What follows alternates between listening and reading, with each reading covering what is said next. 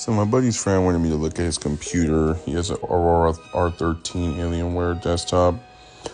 I don't really like to talk mess about the manufacturers as far as computers go, but I will say Alienware is very proprietary. All their motherboards and things like that, or like you have to buy from them or basically send a computer to them to repair it, if anything, especially if it's in warranty. But here I'm just taking out the graphics card, making sure there's nothing wrong with it. Went ahead and replaced it with a 3060 Ti.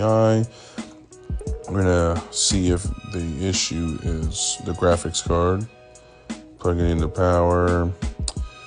We're gonna turn the computer back on and see if maybe it's the graphics card is causing no display to come up on the monitor.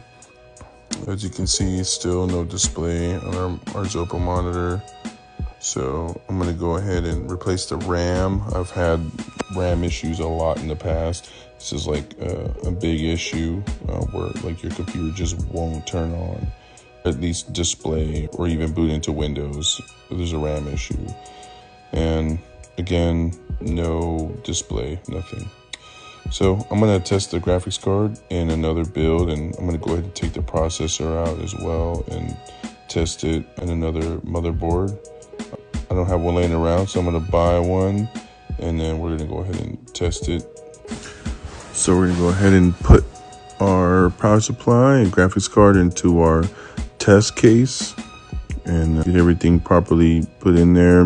Make sure that the processor works, the GPU works, and then we're just gonna go ahead and make sure everything's plugged in correctly here so we don't have any issues. And there we go. So now we know our processor works, our GPU works.